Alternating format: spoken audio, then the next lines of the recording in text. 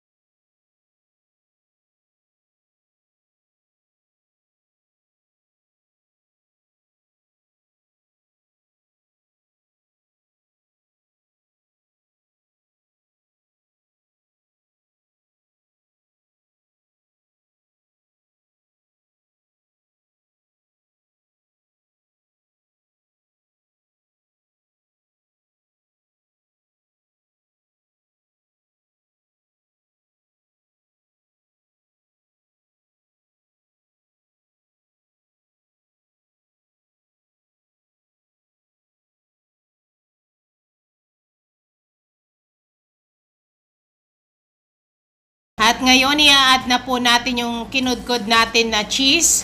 Half cup Kraft cheese, at saka half cup Eden cheese, at saka 1/4 cup queso de bola. Kung wala pong queso de bola, no problem. Huwag na po kayo mag-aasin kasi maalat na po yung Kraft cheese natin. At ngayon, i-mix po natin muli yan sa hand mixer natin. Pero sandali na lang po, huwag nyo siyang i-overmix. Pasensya na po na huli ang aking fresh milk. Ito po ay 2/3 cup fresh milk at pwede nyo na rin pong isabay itong fresh milk na to doon sa condensed milk natin. Nahuli lang ito. I-mix pa po natin yan dito sa hand mixer natin hanggang maghalo lang po yung fresh milk natin. Pwede nyo na rin pong isabay yung fresh milk ninyo sa condensed milk natin. So ako, nahuli lang po itong aking fresh milk. Huwag nyo na po siyang i-overmix kapag po nahalo na ang lahat ng cheese natin. Ayan, pwede na po yan. Ito na po yung kanyang texture. Ayan. Kung halimbawa po na malapot pa po siya, pwede po kayong mag-add ng fresh milk. Ayan. Kasi minsan yung arena po natin iba-iba. May matakaw siya sa liquid, may hindi. Ayan po. So, to pwede na po yan. Gagawin natin, ayan, ilalagay na natin dyan. Gagamit tayo ng cupcake na to, yung mga papel na ganyan. Lagyan na po natin.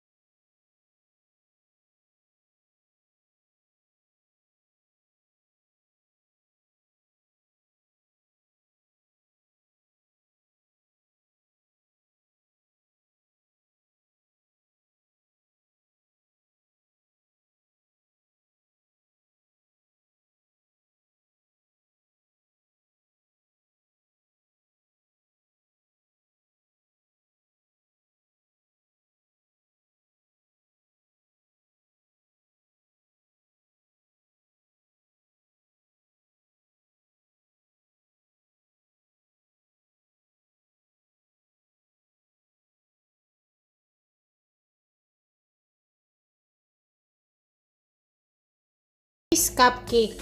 Ayan po. Oh. Ang sarap po nito. Subukan ninyo. Lalo na po yung cheese na ginamit natin ay Kraft cheese. Ayan po. At malambot pa rin siya. Ayan. At napakalinis.